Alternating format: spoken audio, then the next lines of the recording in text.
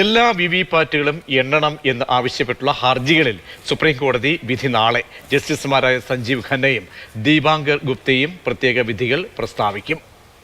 B ബാലഗോപാലുണ്ട് വിവരങ്ങൾ നൽകാൻ. ബാലു, ഒരു നിർണായകമായ ഒരു വിധിയാണ് വരാൻ പോകുന്നത്. എന്തൊക്കെയായിരുന്നു ഹർജിക്കാരുടെയൊക്കെ ആവശ്യം?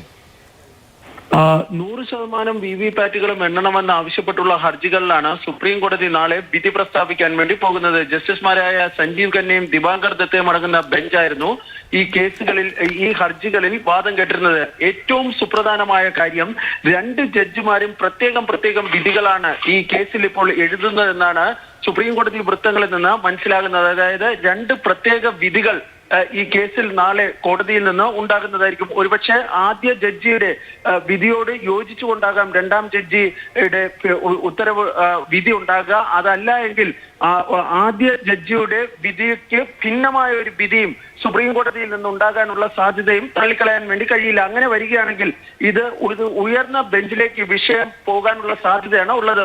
പക്ഷെ നമുക്ക് ഈ ഘട്ടത്തിൽ അത് ഭിന്ന വിധിയാണോ അതോ യോജിച്ചുള്ള വിധിയാണോ സുപ്രീം കോടതിയിൽ നിന്ന് ഉണ്ടാകാൻ വേണ്ടി പോകുന്നതെന്ന കാര്യത്തിൽ ഒരു വ്യക്തതയില്ല. ഏതായാലും ഒരു കാര്യം ഉറപ്പിക്കാം, 2 ജഡ്ജിമാരും പ്രത്യേകം വിധികളാണ് നാളെ സുപ്രീം കോടതിയിൽ ഇതുമായി ബന്ധപ്പെട്ട് പുറപ്പെടുവിക്കാൻ വേണ്ടി പോകുന്നത്.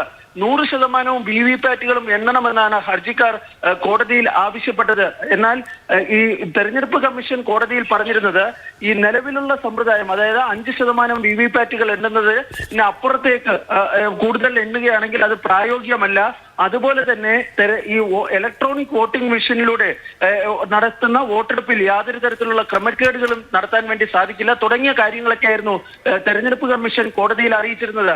തെരഞ്ഞെടുപ്പ് കമ്മീഷനോട് ഈ EVM-ന്റെ പ്രവർത്തനങ്ങൾ സംബന്ധിച്ച് ചില വ്യക്തതകൾ നേരത്തെ ആരാഞ്ഞിരുന്നു. അതും കോടതിയിൽ ഈ ഇലക്ഷൻ കമ്മീഷൻ ഉദ്യോഗസ്ഥർ നൽകുകയും ചെയ്തിരുന്നു. ഇതിന് പിന്നാലെയാണ് സുപ്രീം കോടതിയിൽ നിന്ന് നാളെ രാവിലെ 10:30 ഈ കേസിൽ സുപ്രധാനമായ വിധി പ്രസ്താവം ഉണ്ടാകാൻ വേണ്ടി പോകുന്നത്.